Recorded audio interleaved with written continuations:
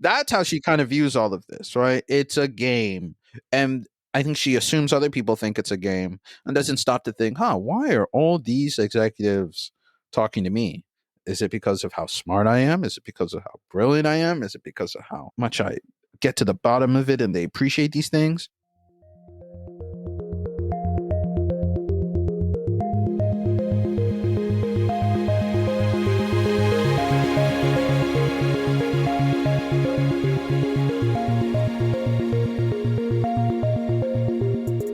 Hello and welcome to Tech Won't Save Us, made in partnership with The Nation magazine. I'm your host, Paris Marx. Before we get to this week's episode, just a reminder that we are running the 4th birthday member drive this month, where we're asking listeners like you to celebrate, our 4 years of making this show, making over 200 episodes, by helping us get 200 new supporters, or, existing supporters can upgrade their memberships as well over on patreon.com/techwon'tsave us, so that we can make a series digging into the AI hype of the past year, as well as the material side of that, by looking at the data centers that go into powering all of these tools, the resources that are needed to power those data centers, all of the water, all of the energy, all of the minerals that are needed to create the computer parts that power all the servers that fill what are essentially computing warehouses, and then the growing opposition to this as the number of data centers, massive hyperscale data centers that get built, continue to grow around the world, and that is making communities turn against them because there's a serious problem there.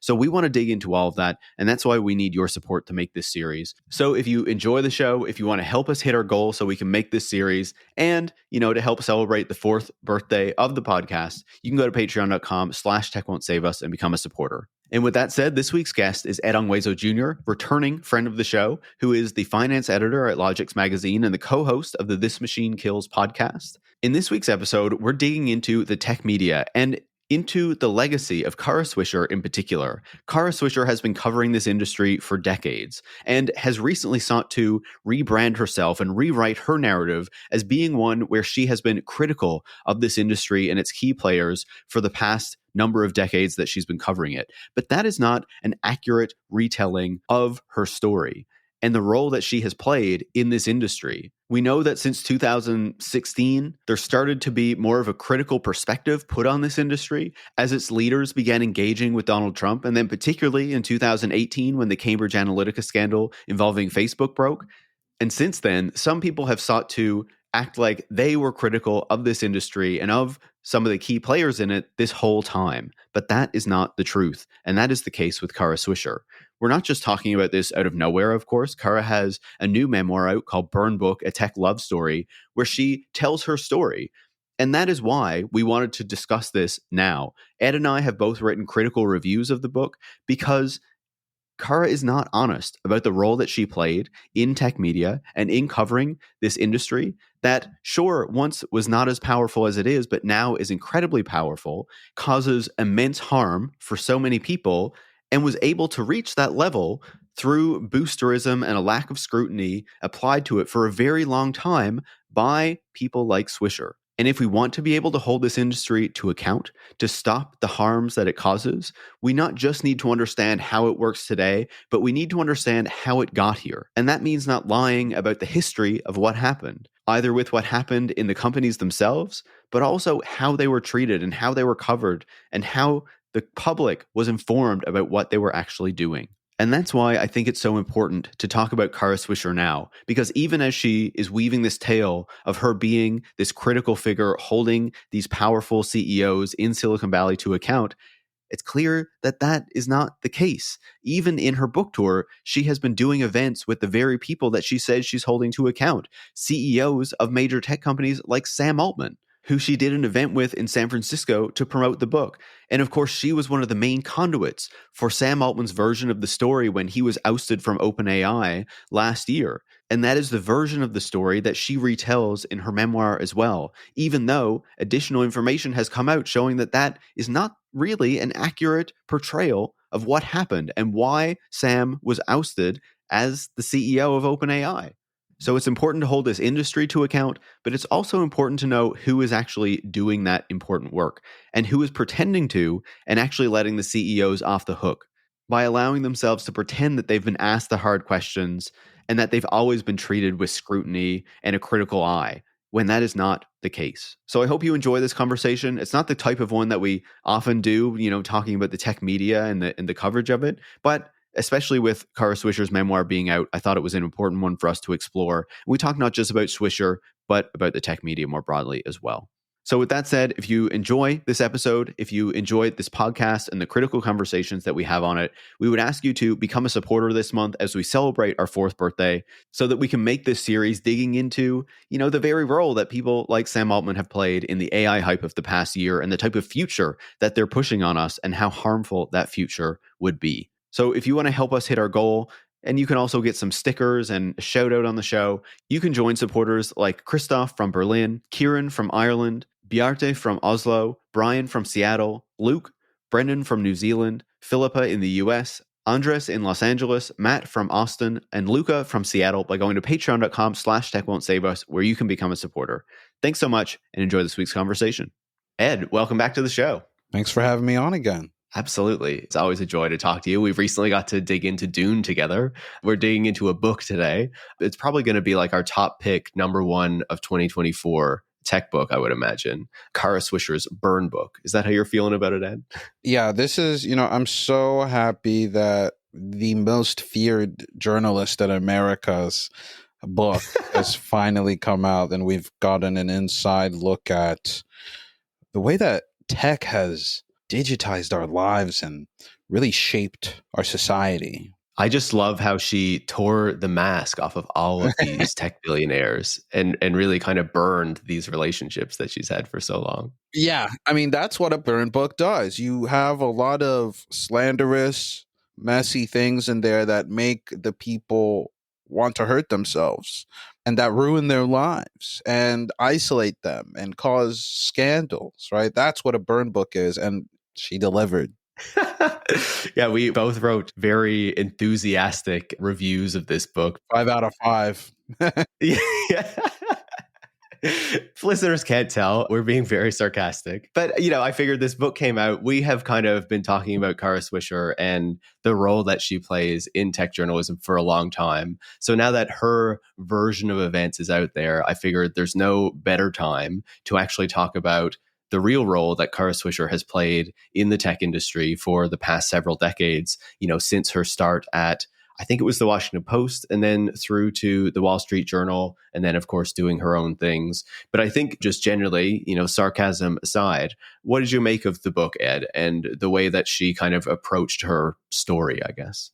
Kara Swisher is someone who I've been fascinated by over her career, largely because when I first came across her work, I think it must have been 2016.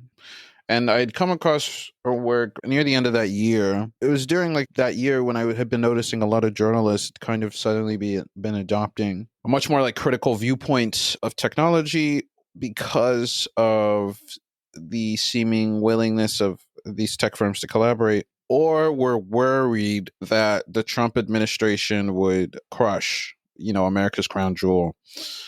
And Swisher was probably near the front, I think, offering a pretty apocalyptic viewpoint. And so I've been interested in her work since then, because I think as, I have done more research, become more familiar with Silicon Valley, it has been harder to understand why the moment of Trump has prompted all this soul searching when, these companies have been at the forefront of pretty horrible things for a while. And that their financiers and funders have been having an noxious influence on society for a while. But, things are different because in the previous administration, the Obama administration, I think technology firms were worshipped and praised, just as they were in the Bush administration, just as they were in the Clinton administration. That which was digital was spiritual and holy, and somehow. And this was a new profit center, a new prestige center in society, akin to the ascendance of Wall Street, right? So Kara Swisher's work has been interesting because I've always felt that there's been a mismatch that's most sharply highlighted in her, where someone who's, insists that they've had such a long storied career and access to a lot of people in front row seats is confused by how things got here. And so the book I kind of expected, and I should also add, and over the years I've grown to kind of dislike her reporting and analysis because I've felt that its concern there feels more that Silicon Valley has lost its way because they're associating with right wingers. And there's not really much mind paid to, well, why is that the political form that Silicon Valley is attaching to, as well as with liberalism? Why is it that Silicon Valley lends itself to some noxious and odious ends? Why is it that technology is being advanced in certain arenas of our lives? And she doesn't offer that sort of analysis to answer those questions because everything is inevitable. And so the book I was expecting, maybe at the very least, because I hadn't had the masochistic impulse to read all her work yet, would at least be a good guide through it. And so in anticipation of the book, I did get the impulse and I did start reading a lot of her work, which I think primed me for the book itself, which I felt was a lot more shallow, a lot more revisionist, a lot more hindsight 2020, recalibrating my priors, but not in any reflective way, just in like an I was always right way. And a lot more of a nothing burger. The book is very thin in a way that I didn't expect, or that I should have, because, we've read so many of these books that are kind of like a staple in the industry. There's a class of book that is a deeply reported piece on a founder. There's a class of book that's a deeply reported piece on a company. And this is neither of those. And it's not that because it tries to do the whole entire industry. It's just not that because that's not what the point of this book is. The point of this book is to insist that Kara Swisher is the most feared tech journalist and has always had her finger on the pulse. But when you read the book, you come away with the conclusion this is a woman who, became the very thing that she hated. Didn't go into politics journalism because she hated the ass kissing and the access and the arrogance of the subject. Became the premier tech journalist where she does a lot of ass kissing, spins it as critical, does a lot of access journalism, spins it as firebrand, does a lot of coverage of arrogant men, and spins it as necessary innovators in the world, right? I just came away with the book with I don't think disappointment is the right word, but surprise, I guess. Surprise that it was so bad. I didn't really learn too much that I hadn't reading, not all of her work, but pretty much, most of her work over the past few decades, and listening to a lot of her interviews and talks, and not really coming away with an accurate sense of who she was from the book, coming away with a much more bullshitted persona, which is hard because then I'm like, oh, I was right. There's nothing there. Yeah, I think it's really interesting, right? Because in my review, I basically talked about how the book shows how she created her own reality distortion field, right? To present herself as, this major tech critic of Silicon Valley. She did love Jobs. She really loved Yeah. Totally. And, I want to talk a bit more about Jobs a bit later. But just because you were mentioning the Trump moment there and how that is positioned in a lot of tech journalism, but in particular in this narrative that Kara Swisher tells as being kind of this moment where Silicon Valley revealed itself to be something different, or, however you want to put it.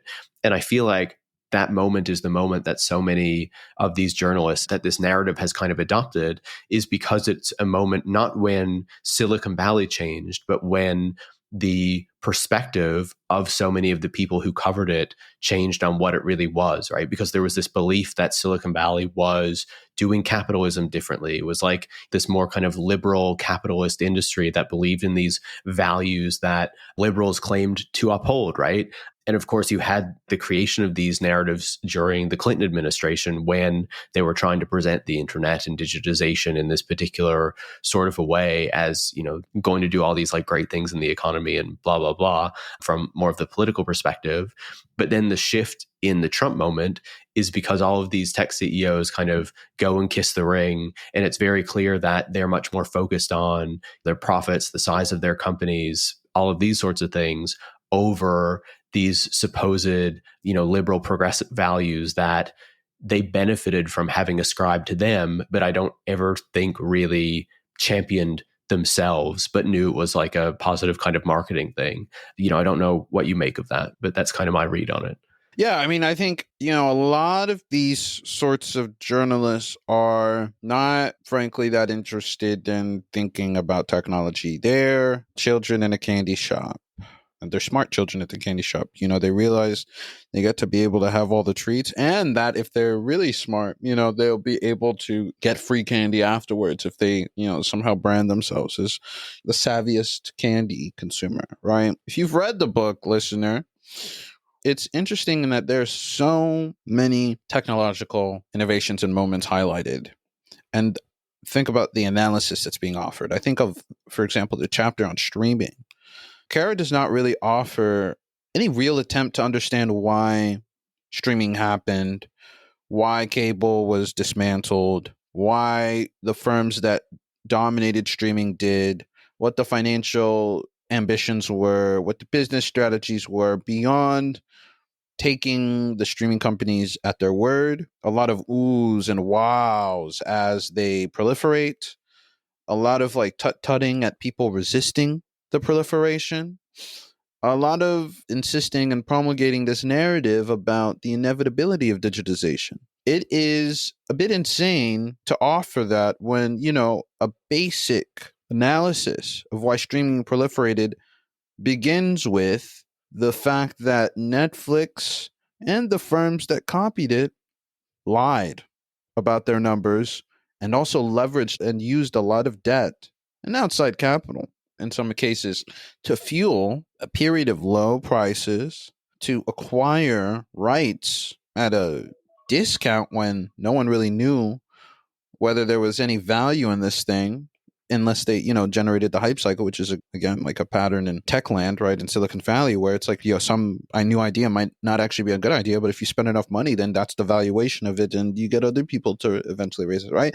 Creating hype, generating debt, attracting consumers, insisting on inevitability, much like she does, trying to build a moat around something that everyone now believes is real, and lying about the value of it, who's there, who's watching it, how many people are excited about it, until you suffocate all the other alternatives.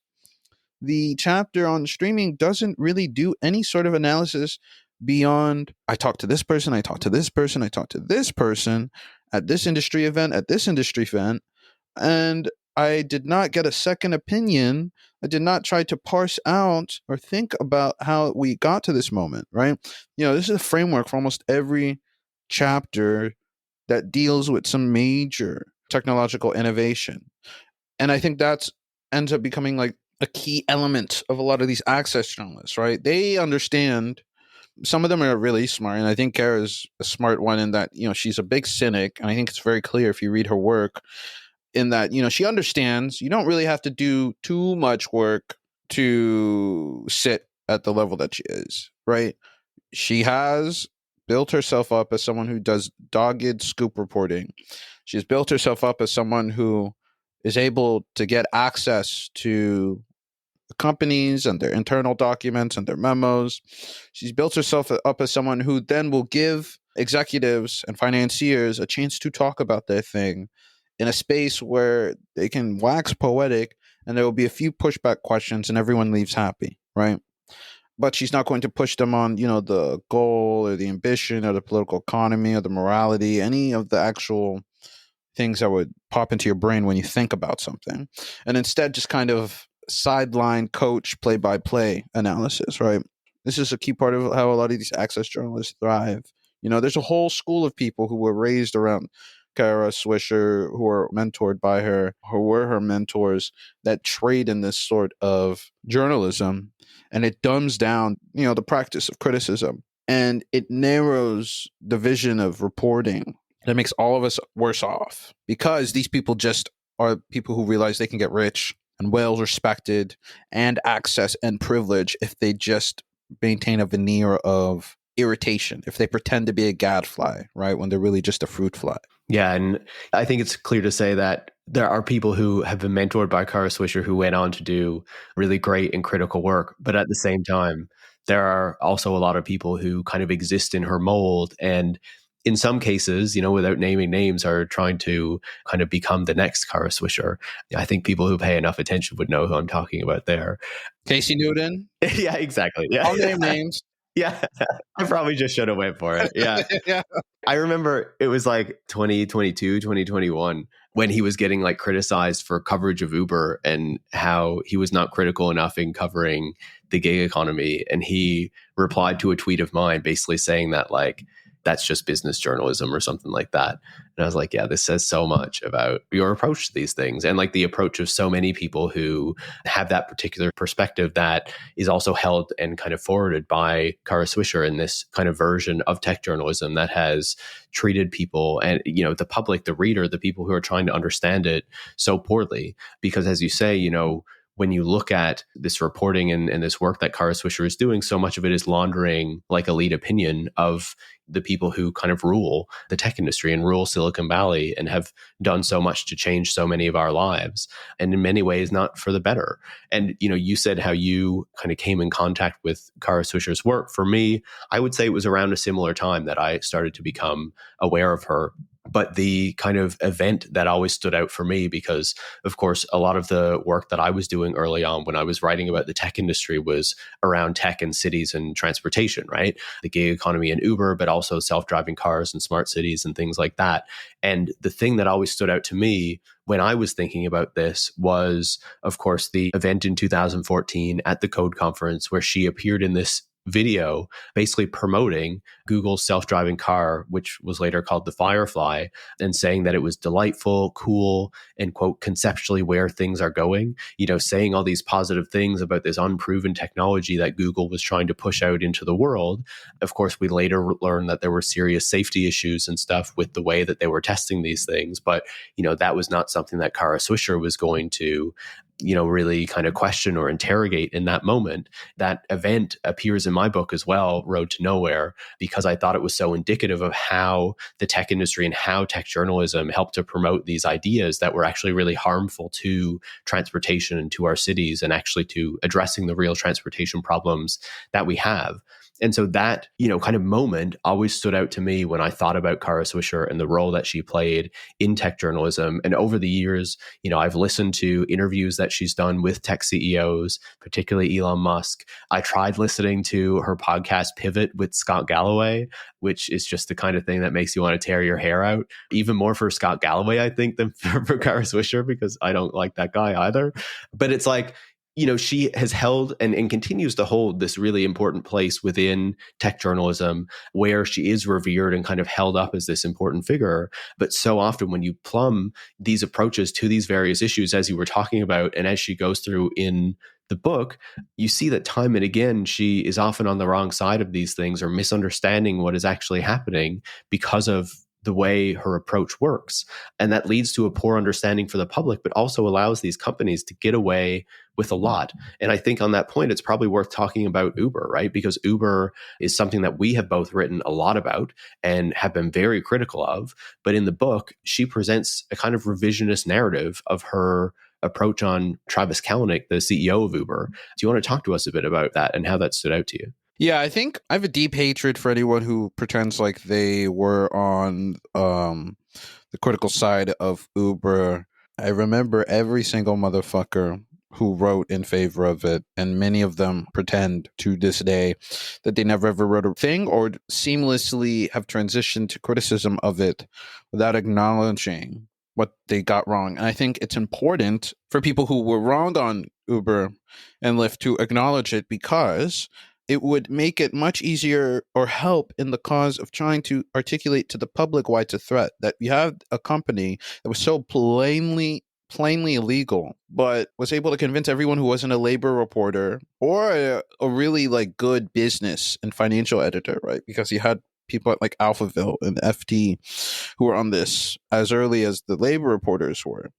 People who weren't them were like, oh, well, you know, like I get it. I call a taxi with my phone. It must be better, you know. They're not, and they're nice, and they give me snacks, and they're like my servant, you know. They're so cheap. I don't know how they're so cheap. Yeah. Oh, I can get them anytime I want. No impulse to analyze the underlying conditions, to question why Uber is presenting itself in one way or another, how it is that something so plainly illegal is operating, why it is that people are willing to make excuses for something so blatantly illegal, the role in which our views of technology and the digital allow corporations to smuggle in old ideas, right? Because if you acknowledge all that, it makes it easier to inoculate the population against the cyclical nature of this, right? Because then it emerges in crypto, and it emerges in Web3, and it emerges in the metaverse, and it emerges in AI, right? And smart homes and all that bullshit.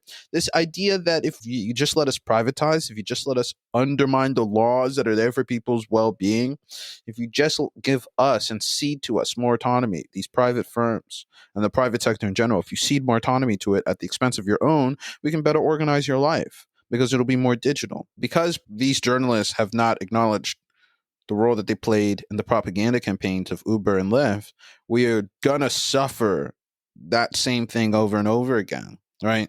Because none of the lessons are going to be translated, right? And organizers and activists and advocates are still going to have to convince people that there's a connection when the people who were part of the problem won't even acknowledge it and are still doing the shilling for the new thing, right? So Kara Swisher, I think, to get back from that sidebar, I think Kara Swisher and this body of journalists whose analysis of Uber and analysis of the gig economy was, ooh, look at this shiny digital tool that I think buffs out a lot of the things I personally dislike about taxis, can be generalized out to a larger example of my theory about how the digital is the future. The digital will transform everything, right? That my ability to call an app, my ability to get a service immediately, my ability to get it cheaply is evidence that I'm right and that we need to pay more attention to it on my terms, and I should talk to all the people who are behind building it. And almost all of these analyses, until, labor reporting became more central to this story, until people really started listening to the reporters who've been talking about this shit for years, you had people like being like, "Ooh, I signed up as an Uber driver. Let's see how that was like. Wow, it's really freeing. I might give up this writing shit." It's embarrassing stories like that were the norm for years. And you have people like Swisher who tried to adopt a more sophisticated version of that, sitting down talking with Uber chief executive Travis Kalanick, being like, what's your vision of the future? Why does everyone hate your vision of the future? It seems like you're doing such a bold thing, right? And giving a company that is operating illegally room to express its propaganda and its vision and wax poetic about how evil taxis are, imply corruption. There's certainly, and there has been, corruption in one way or another with various taxi sectors and state governments. But the idea that there's like a large cartel, a taxi cartel, that has put wool over the eyes of the government was one that proliferated in large part because of journalists like Kara Swisher, who just would not ever question that and would agree, because of course there was, because why else would taxis suck compared to Uber, right? So I think with Swisher, and with her body of access journalists, right, the main thing I hate about their coverage of Uber is the poison pill, of course, that's left with us in dealing with future private technological innovations that are just going to be used to privatize things and generate more profit, but also because they had almost no curiosity outside of the C-suite, right? And you talk about this in your review as well, right? The real problems are what are being done to the white-collar employees, right? What's being done with the executives? What's being done with the workers in the company? And also flattening that analysis to a pretty flat level, right? The failure to understand that Uber was operating illegally and thus operating in a way that viewed almost everything and everyone as a means to an end, as expendable, as an obstacle. There was no ability to connect that to the fact that it had a rancid, toxic, disgusting workplace culture. And of course it did, right? It didn't view the drivers as human beings. To not view the drivers as human beings, to have engineers, to have executives not view a large section of your workforce as not human beings, it's not a large leap to say this sort of person is also going to treat women in the workplace not as human beings, right? And assault them and harass them or talk about them in insane ways that once reported on became the focus, right? And the insistence that this was the workplace issue, right? And this also ends up wiping away or burying other modes of analysis that would have also provided clear analysis, because not only then does Kalanick's ouster, as Kara, herself presents, get ridden as a culture war against Kalanick. That, like, people are realizing you can't run the company this way, and they oust him because they're sick of it. You lose the actual story, which is that the reason that Kalanick got ousted is because the board wanted to go public, and he didn't think that Uber was ready to go public because he understood the business model, right? He understood that they needed to be firmly integrated and monopolize all their major markets and a lot of global markets before they could go public, or else they would face years, decades of unprofitability. And the analysis that, people like Swisher offer, where you kind of focus on the C-suite, and you focus on cultural issues as the primary problem, and everything flows from that, right? You lose out on any curiosity about the labor conditions for the people who are doing the driving are. And in fact, you view them with some disgust. You pretend like you hate the fact that he's automating the drivers, when in reality, you're fine with that, and you say that over and over and over and over and over and over again, right? And you hope that he does that. You seem to believe that, the problem with Uber is that it just doesn't have the right CEO. It needs a more diverse team, because if it had a more diverse team, they wouldn't be pulling up records on people who are accused of rape. They wouldn't be spying on people who are critics. Their lived experiences would provide more guardrails, ignoring the fact that even if that were the case, the business model of the company is such that it needs to exploit a large pool of people, of laborers, and have a lot of them idle so that it can have, tiny wait times and lower prices. And that it also needs to pay them sub-minimum wages so that your rides can be cheap. Or it has to use its technology to exploit the customer and charge them as high as possible, and figure out ways to extract more profit. Charge higher prices when you go into a non-white neighborhood. Charge higher prices when you're going along a route that's not serviced by bus or public transit, right? So you lose out in all the ways in which it is fundamentally exploitative, no matter who's at the helm. And you lose out on the larger analysis that this is still a company that is illegal. This is a company that is misclassifying people and taking advantage of its misclassification to use its business model. And it doesn't fucking matter how much money it generates for investors. It doesn't fucking matter how many cars are in the street. It doesn't fucking matter how many drivers there are. It's illegal, and it's starving its drivers, and it's withering or competing with or trying to undermine public transit.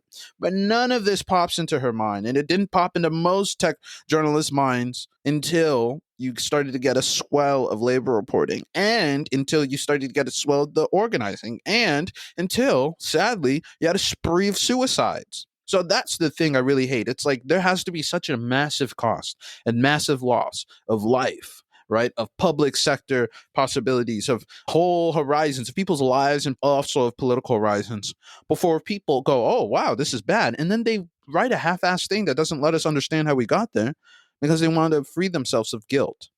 I want to pick up on the cyclicality of what you're saying there, right? Because talking about the real lack of understanding the core of the business, the actual business model that these companies were pushing is key, and it's totally lacking in what Swisher was writing. And the thing that really kind of boiled my blood about the way that she presents these things in the book is, as you were saying, at the time, in 2014, around this period, she was happy to be chummy and friendly with Travis Kalanick. In 2014, at the same code conference I was talking about where she was promoting the Google car, she was saying that Kalanick was not as much of a jerk as I thought he was, and calling taxi companies evil, as he was saying. That same year, she wrote a glowing profile of Kalanick in Vanity Fair, where there was no hint of the criticism that she suggests she had of him in the book. Because in the book, she says that Kalanick's rise made her, quote, sick to my stomach, and that he represented, quote, the ever uglier face of tech. But in 2014, the moment that she's talking about, she's not saying any of this. And one of her examples for why Kalanick made her feel this way was because he said on stage quite glibly that he wanted to see human drivers replaced by AI, and that it would cut the cost of delivering an Uber. And so this is presented as like, oh, this guy is so evil because he's so willing to replace workers, even though at the time, and still, Kara Swisher very rarely talks about workers, especially those types of workers. But it was even more shocking to me because I was just reading that on March 20th, she did an event with the CEO of GM, Mary Barra, where she said that she prefers autonomous vehicles to human drivers, like the same sort of thing that she was saying Kalanick was like so evil for saying back in 2014. And I think it just shows how fake and how false the attempt to present herself as this kind of critical person, as this critical eye on the tech industry, as this person holding them to account really is.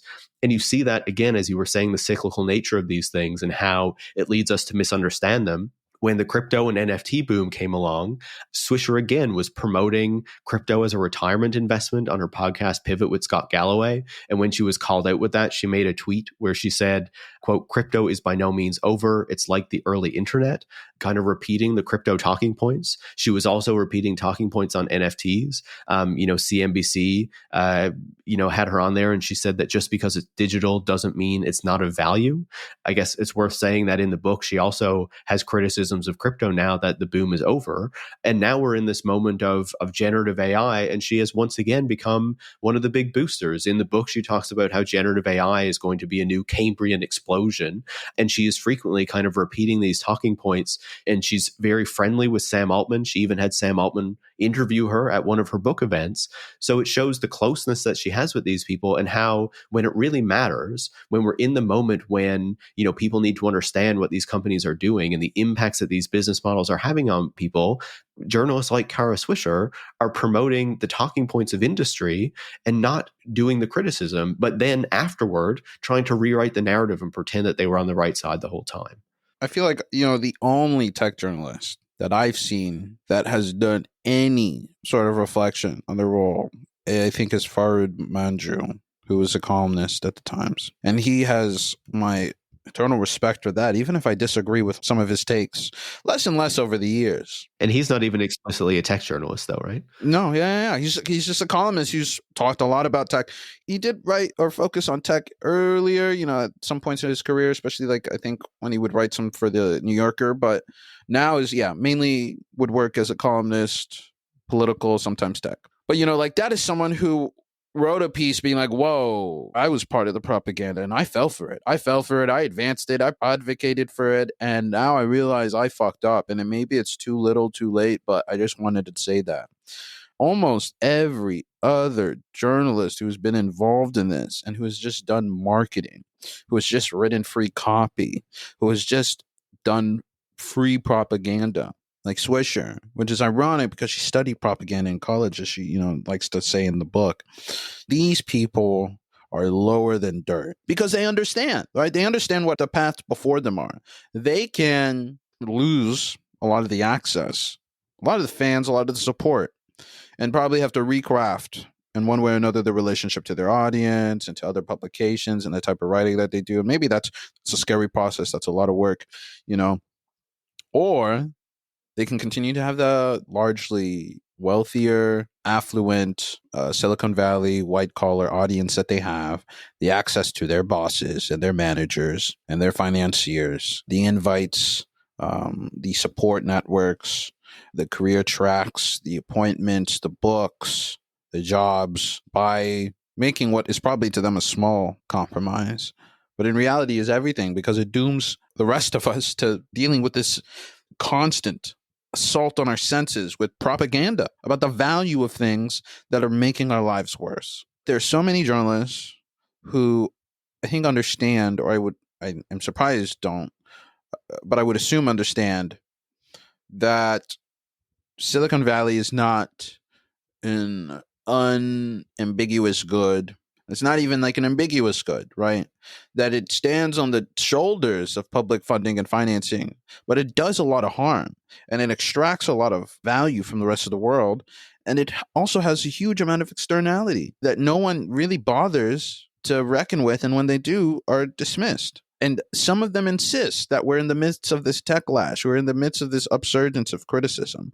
And I think there's a difference between it being more visible and us being able to talk more about it, and there actually being a larger shift. Because at the end of the day, if we were, then would we have had the past 4 years that we did? Would we have had the proliferation of surveillance tech during COVID, as these firms unilaterally tried to introduce emotional surveillance or affect and facial recognition in public spaces, and as police departments integrated these? Would we have an upswell of military contractors operating with relative impunity while integrating these businesses into their tech companies and their platforms? Would we have the sort of implosion of controlled demolition, it feels like, of news media, of advertiser-supported news media? And I don't think we would if the criticism was not just on the outside looking in, or outsiders criticizing, or even at some legacy publications criticizing, but if we also had some of these people who are access journalists,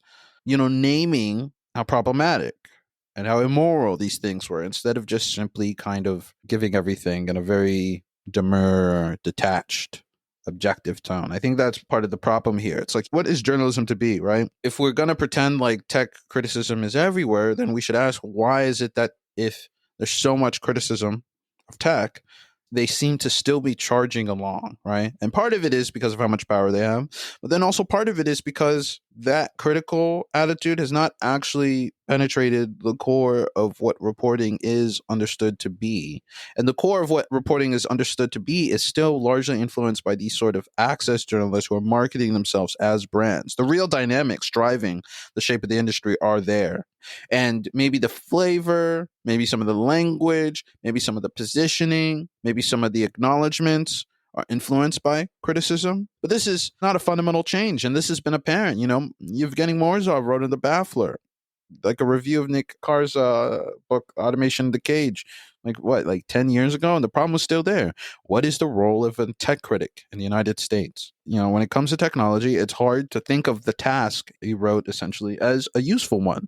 Even though we are surrounded by people insisting that tech criticism has never been more universal, we are still dealing with firms that have immense amounts of power, and their main interlocutors and their main channels to the public being subservient and obsequious and stenographers. And until that relationship changes, it doesn't really matter, because that primary relationship still provides them a channel directly to people's minds and hearts and brains to spill propaganda into about what technology should be and what form it should take in our daily lives, and to policymakers, right? Absolutely. I think that's such a good point, and you've laid it out so well, right? The really serious problems in the approach that journalists like Swisher have, and what that means for how the public understands the tech industry, what these companies are doing, technology more generally. And I think that you see that time and again throughout the book, where she talks about how she was still a believer in technology in Silicon Valley after the dot-com crash, which she admits that she didn't see coming. There's also, of course, the mantra that she says that she held throughout this whole period that, quote, everything that can be digitized will be digitized, suggesting that this is inevitable, right? Nobody should try to stand in the way of what Silicon Valley is doing. And she tells stories where she's chiding, for example, the Wall Street Journal for not shutting down its printing presses like in the 90s or something, when they were still making a ton of money off of this stuff, and just accepting like digitization and how they were going to kind of be trampled over. And similarly, as you were saying earlier with streaming services, saying the same thing to Hollywood, like, why aren't you just kind of giving up all these legacy parts of your business and just going full in on digital early and like sacrificing all of these profits that you're making? And the other piece of it that I felt was really revealing about the approach that she has, and why she tends to hold up these CEOs and these billionaires who she does have these close relationships to, even though in the book she tries to present it as more of like a distant sort of thing that, I don't know about other readers, but I wasn't really buying. When she talks about having a prick to productivity ratio, where she gives, quote, flawed people a little break. So, these CEOs can be doing terrible things to workers, can be thrashing the environment, can be disrupting the way that economic systems and legacy industries work. But that's okay for Kara Swisher, as long as they are being productive, as long as they are changing the world, being disruptive, and of course, returning her phone calls, most importantly of all.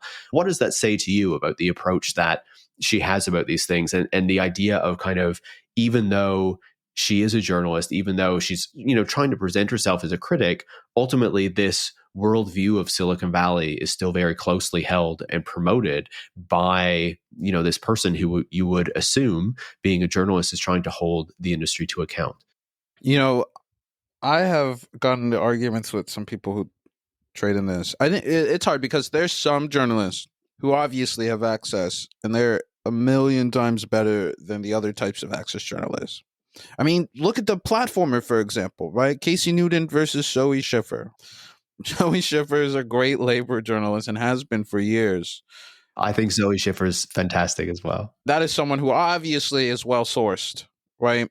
And does not seem to let it, clutter her head the way that I think Casey Newton has for a long time. I think that there are lots of journalists who are able to, and I mean, that's part of it, right? Being able to get a source, communicate with them. Maybe they give you some inside information. Maybe they give you some quotes. Maybe they help provide some color on background or off the record, that can help you think about what's going on and get to the facts. And there's a difference between like having these sources that are helping you actually get to the facts and find out information you wouldn't have been able to get on your own, and having these sources shape your worldview, right? And I feel like what most of these access journalists who I have a deep problem with are that they allow them to shape their worldview. And they don't usually talk too much about the relationship that they have with some of the most powerful sources that they have. But I mean, if we're being real, if some motherfucker runs a massive tech company and you've got his number and he's just calling you, as a rule, me personally, I will discount most of what you have to say about that person. And maybe that someone might hear that and think, oh, that's a little too harsh. But reading Swisher, for example, like you talked about, answering the phone calls.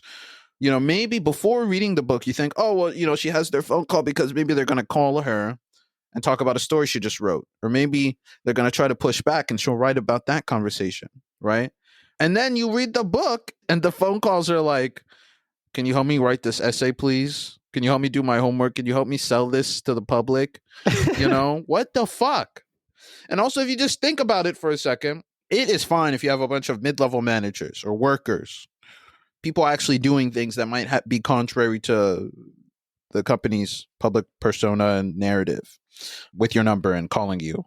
If you have the chief executive of a company on call, what are they really going to say to you other than, that's definitely not what happened, I think you should drop the story, or some fluffy access profile where you get a chance to sit down and talk with them and they give you really rehearsed and practiced and massaged points about how beautiful their next innovation is going to be and how brilliant their next product is going to be and how everything is going well, or why that failure, that misstep wasn't actually a failure, misstep, or it was a valuable lesson. It's the value to me of having access to someone who is running the ship approaches zero when thinking about the cost and the ability that they'd have in influencing your opinion over time. But that's why I'm not the Times columnist. And that's why I don't have the New York Mag podcast, right?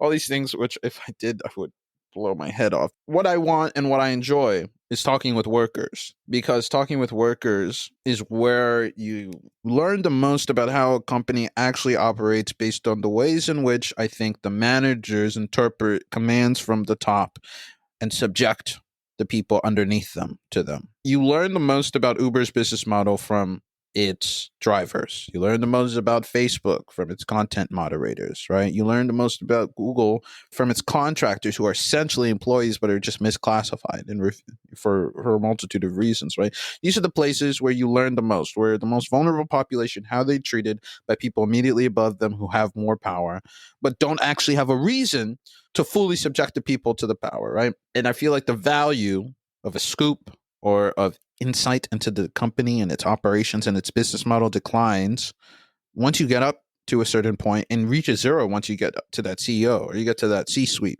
How much are you really going to learn from Sheryl Sandberg for an hour and a half? You're probably going to get some new theory that she's trying out for a book that she wrote or had someone ghostwrite about the value of the nonsense and the word salad that she just gave you for an hour and a half, right?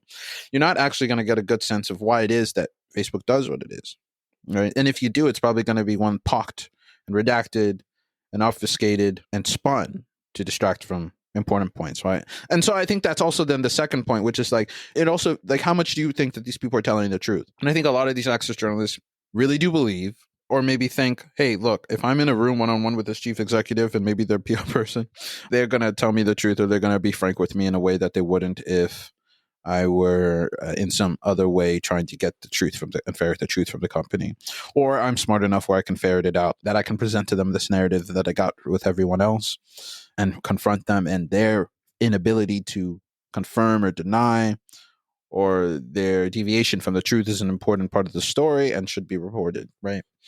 I think all of this just comes down to, like, I think you can construct a really good story without having to have a chief executive buzz in your ear all the fucking time, or a chief marketing officer, or just some executive. And that I understand the narrow ways in which it's valuable, especially if you're trying to construct a gotcha, or if you're trying to construct a fuller picture and their denial or their adherence or their openness is part of that, or if you're profiling them. Sure.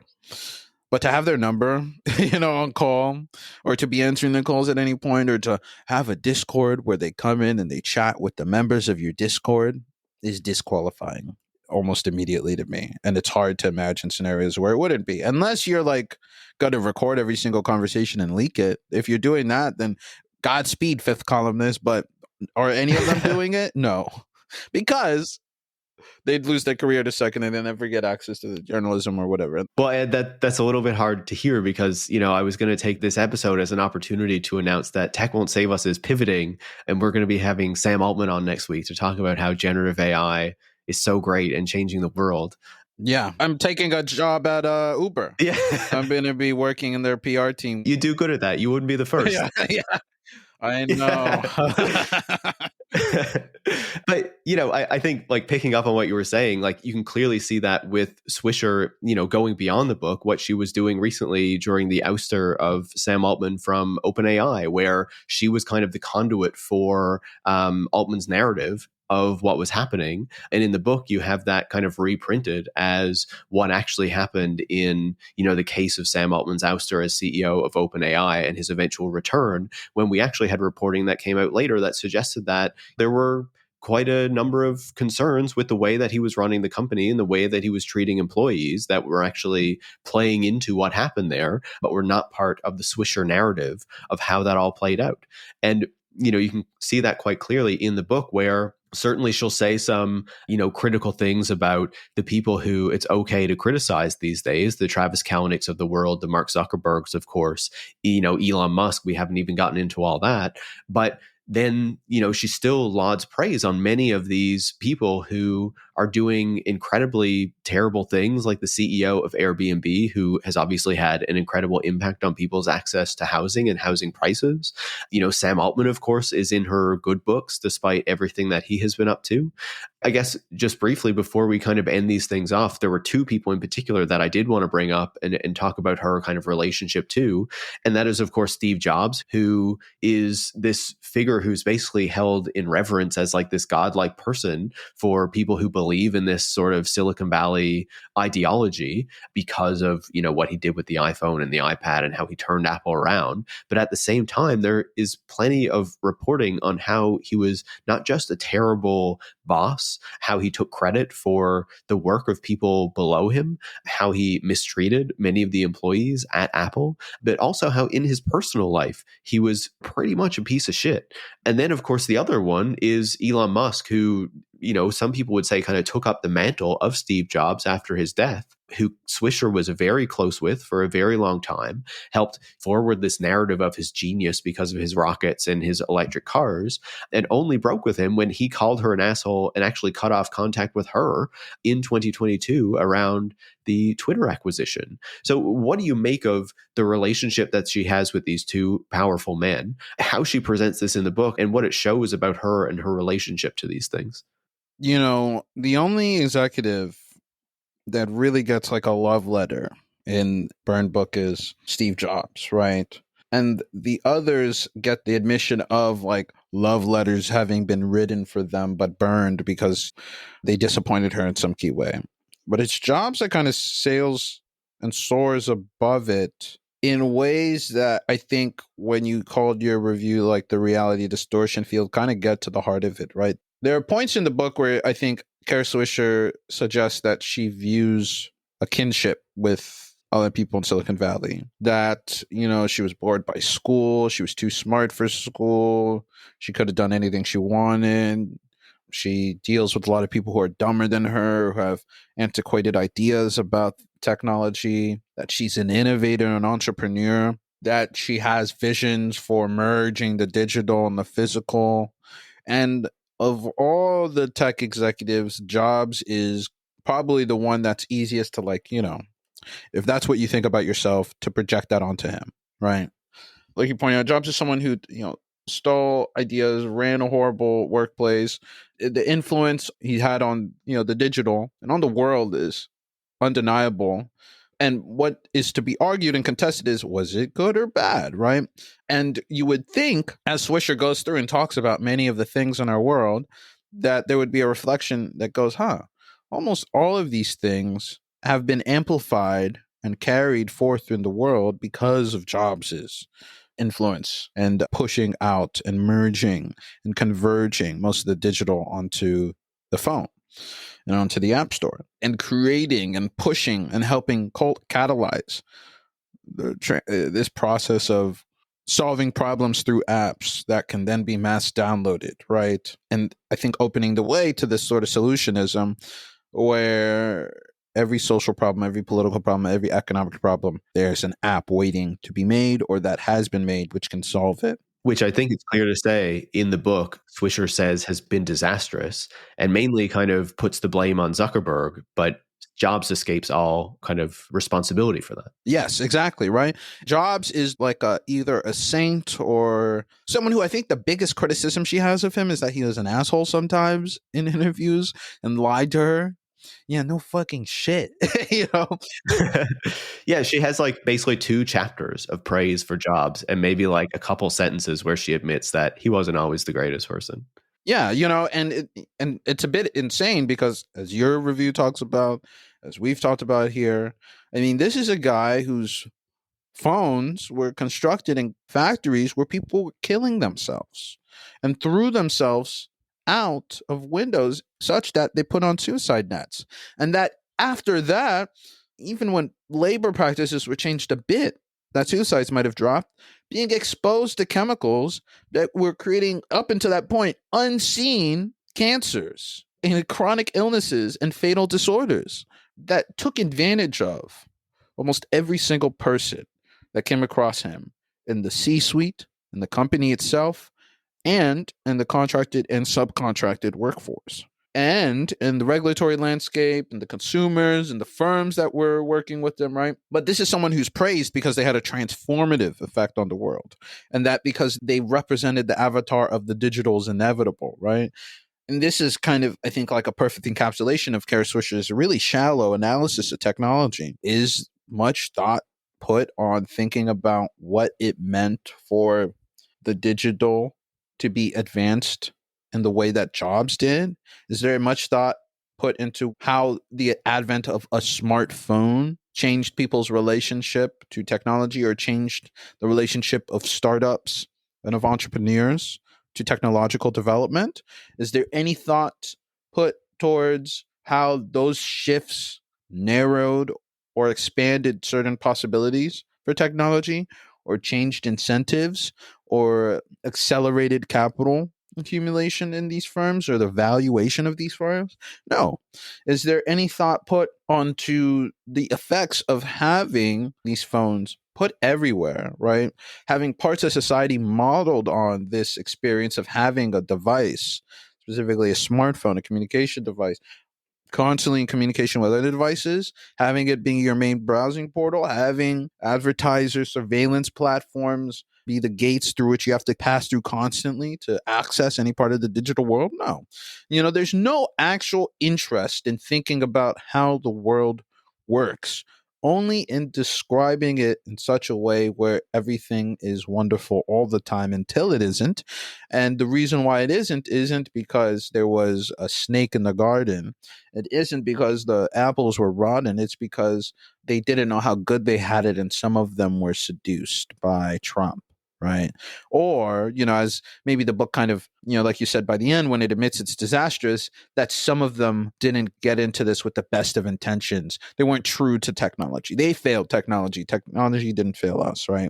On almost all the analysis, when there is a pointing out, it's like, well, If Zuckerberg had never been born, I'm sure we would have had a much better society. It's not clear if that's the case, because again, if you do an analysis of thinking through, okay, what affected the creation of this app store, of smartphones, of an app-driven, solution-oriented mindset to Silicon Valley, and to the flush of capital, and to the tightly concentrated network, what effects did all of these converge on and have on ideas about community, ideas about politics, ideas about labor? Well, inevitably, someone probably would have tried to make something like Facebook.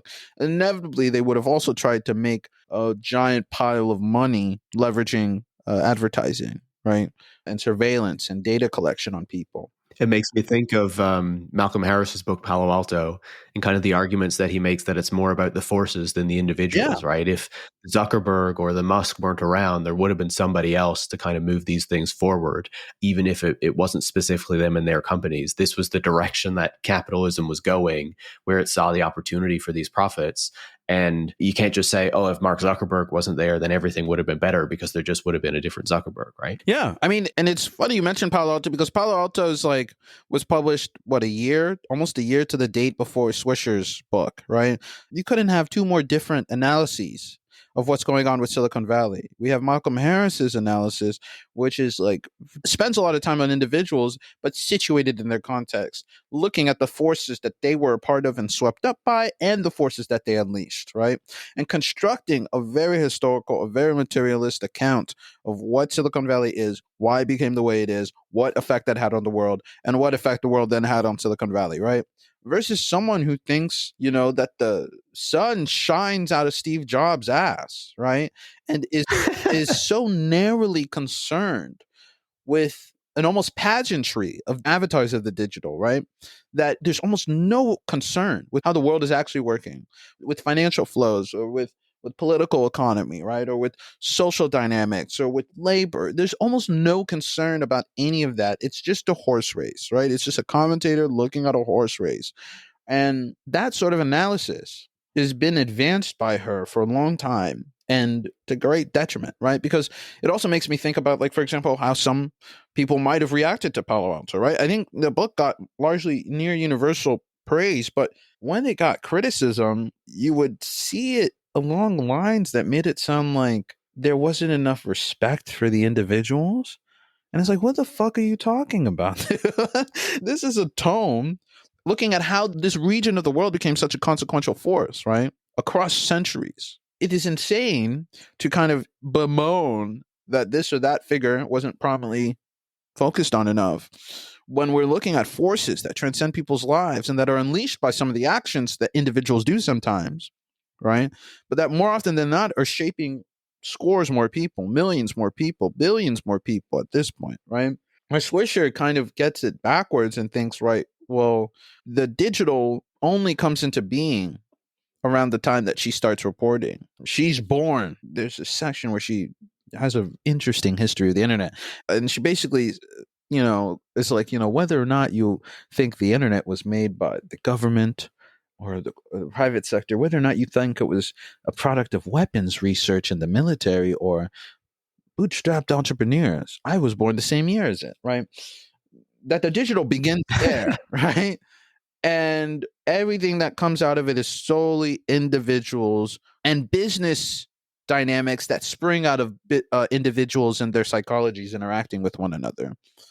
And that also is one of the shallow things, right? When you don't have the sort of large material explanatory framework, you fall back on this lower level psychoanalytic one. What are the main analyses of Zuckerberg and Kalanick and Sandberg and every single fucking executive mentioned, right? It largely, if you really sit down, she just goes back to the level of, this is an asshole. This is a weird kid. This is a sweaty, nervous motherfucker. This is a shifty motherfucker. This is a duplicitous guy, right? Focus on personalities and this idea that the personalities shape the product. Sure, to some extent, it takes a certain type of person to make a certain type of firm. A business model that views people as expendable is probably going to be a product of someone who views people as expendable. But to end the analysis there, not ask, okay, well, why are these sorts of people being drawn into this sort of development? I'm using this descriptor constantly to describe people in these types of work. Is it that there's a larger sort of great attractor here that is pulling in these sorts of personalities? And then maybe I can focus on that great attractor itself and ask, well, what feature of the market, what feature of the industry is selecting for these types of behaviors and these types of personalities? And that maybe that's worth more analysis than like trying to psychoanalyze why Mark Zuckerberg was sweaty the first time I met him. That's more interesting and would yield more realistic answers than it's because he was scared of how tough I was in writing, like whatever it is that she said in that section. Yeah.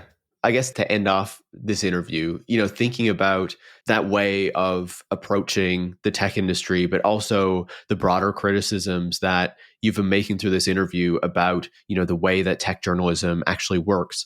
One of the things that stood out to me as I was thinking about this, as I read the book, as I was seeing the response to the book and to my review and things like that, is that we were talking about how there are journalists who were kind of mentored by Swisher, and some of them kind of took her mold and others didn't. One thing that, and I don't know if you've had this experience, but every time I write about Swisher, I always have journalists reach out to me saying, you're spot on, this is right, but it's not something that I can say publicly.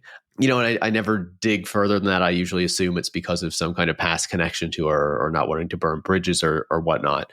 And you were also talking about how a lot of these journalists who did write these kind of positive things in the past haven't come out and kind of made amends for that or talked about why they did it.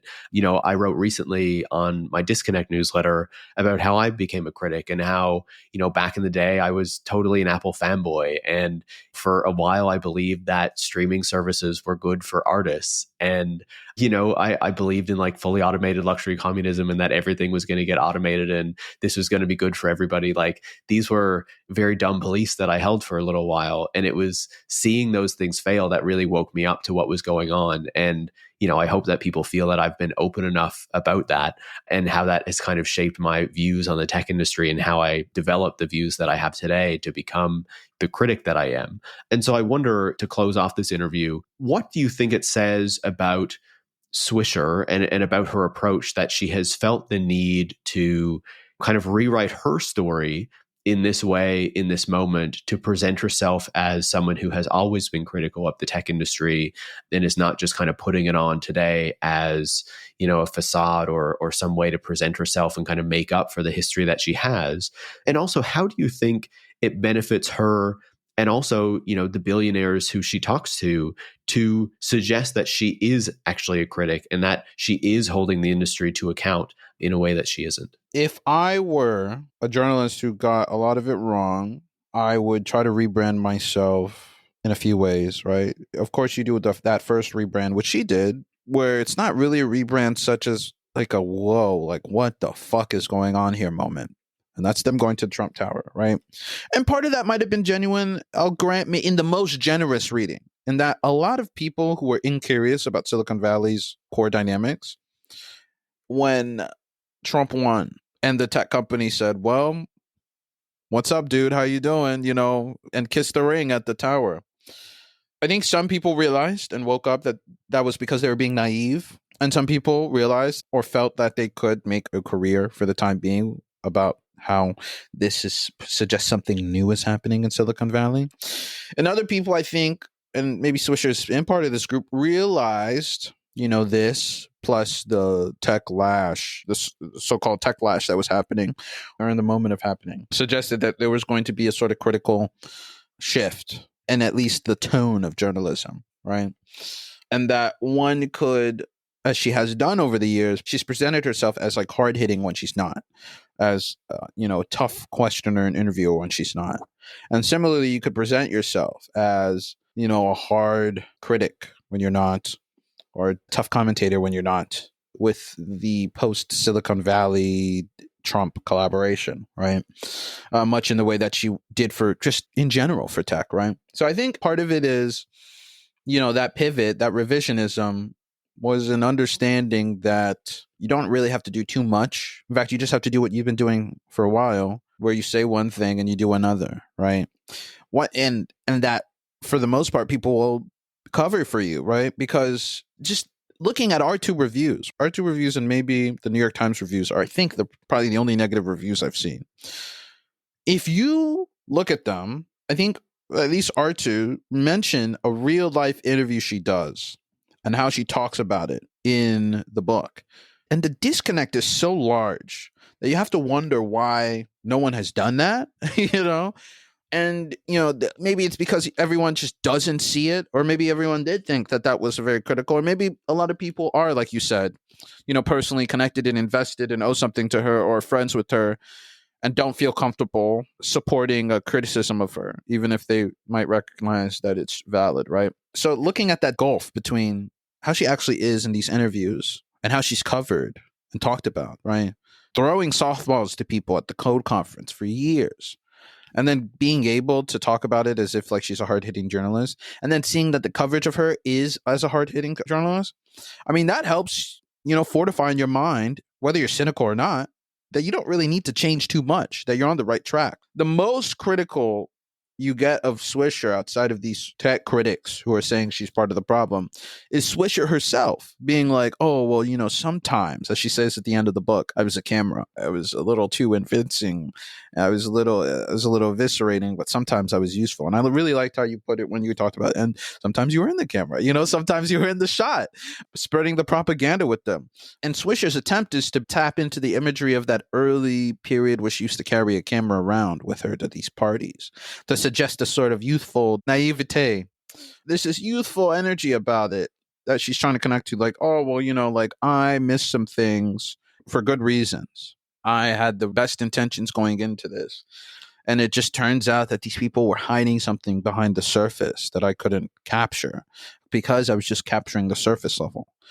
And that metaphor is a lot more correct than she understands, right? I think she was a superficial level observer of technology for many years, realizes it, and also realizes that she can continue to like position herself as such, but still get her flowers and still get her accolades and still get her access because she has forged ahead the path because of how unwilling people are to challenge and criticize her, because of how she's cultivated her network, and because it's advantageous to everyone involved to pretend like she is, right? If you're a chief executive, whoa, look at me. I went on Kara Swisher's show, the most feared tech journalist. I got to ask the hard questions. Yeah. Yeah, you know, I got to ask the hard questions. I don't need to do all this other shit with actual journalists who would put my feet to the fucking fire because I did with Swisher, right? You know, so she plays a role in their ecosystem and their propaganda in allowing them to also just avoid confrontational and hostile interviews, right? I think about, like, for example, you know, one version of this at The Verge, right? I think The Verge had this interview with Darkor Shahi maybe 4 years ago where he was like, Uber is going to be the operating system of your city, right? No pushback, right? No pushback at all. The Verge is also the go-to for a lot of Mark Zuckerberg's kind of softball interviews as well. And Google. In fact, didn't they have like an executive editor leave for one of Google's divisions? And he's an executive at Google now. It's like Dieter Storm or something like that. Dieter Bohn, I think. Yeah. You know, like the executives know where to go and will go there because they understand there's some dance, there's some agreement. They're not going to get hit over the fucking head. You know, they're not going to get shot in the back. There's no ambush that's really going to happen in a lot of these instances, right? And if there is, they're not going to go back again, right? So you have to preserve that access in one way or another. If you're a smart entrepreneur, if you're a smart chief executive, you're going to go to the places that might seem like they'll draw some blood, but in reality aren't, right? And they'll give you enough space to say something insane like we're going to be the operating system for a city, or we're engaged in a war with Big Taxi and a cartel and they're just bullying a widowed startup like us, you know? Like, you are going to be strategic about it. You're not just going to go there because you're like, well, you know, I love journalism and I want to support the third or fourth estate, whatever the fuck it is. No, you're there. You're the chief executive because you're looking for ways to ensure you're seeking profits, you're doing your duty to your investors, you're preserving your firm, and you're somehow undermining competition, regulation, oversight. And what's a great way to do it? Well, if Kara Swisher was actually a critical tech journalist, it wouldn't be going on her show. at all. And yet they're all on the show. I mean, it's such a very simple thing to think about. Why is it that they all talk to her? It's not because they love the game. It's not because they love journalism. And there are efforts by her to kind of insist that it's a game of sorts, that they're there because they understood how it works, right? She ghost wrote for some conservative nut in the early 80s and 90s who was a monster and sexually harassed a bunch of her colleagues. And she kind of gives the game in her worldview where she's like, I kind of got along with him. I kind of liked him because, and we understood that it was a game, that I despised him, but I liked him. I respected him, but I hated him. And she also says that she publicly criticized him or spoke to a journalist about what he was up to. And she was like, he respected that. Yeah, he was like, you stabbed me at the front. Yeah, yeah. That's how she kind of views all of this, right? It's a game. And I think she assumes other people think it's a game and doesn't stop to think, why are all these executives talking to me? Is it because of how smart I am? Is it because of how brilliant I am? Is it because of how much I get to the bottom of it and they appreciate these things? And I think she's smart enough to maybe understand that it's not, but her ego is large enough. And she says it herself. It's one of her points of pride. That's someone who is a poison pill for journalism. Just straight up. Has been bad for journalism, has made tech journalism worse, has narrowed the standards and the ideas and the visions other people have had for journalism, and has infected a lot of people with this idea that digitization is inevitable and good. And even if she does this fake bullshit mea culpa in the book, that it's insufficient because the damage has been done. Well, hopefully, Ed, she'll respect us stabbing her in the front in this episode and in our reviews. I suspect she won't because she has blocked me on Twitter. But Ed, always fantastic to speak with you, to dig into the issue of Kara Swisher, her attempt at a rebrand, but also, what she tells us about tech journalism and, the relationship between Silicon Valley and the journalism industry. These are all things we need to understand, especially if we want to better hold them to account and make sure people actually understand what these companies are doing and how their business models work. Always fantastic to speak with you about these things. Thanks so much. You too. Thanks for having me on. Ed Ongweso Jr. is the finance editor at Logix Magazine and a co-host of the This Machine Kills podcast. Tech Won't Save Us is made in partnership with The Nation magazine and is hosted by me, Paris Marx. Production is by Eric Wickham and transcripts are by Brigitte Pawliw-Fry. Tech Won't Save Us relies on the support of listeners like you to keep providing critical perspectives on the tech industry. You can join hundreds of other supporters by going to patreon.com/techwon'tsaveus and making a pledge of your own. Thanks for listening and make sure to come back next week.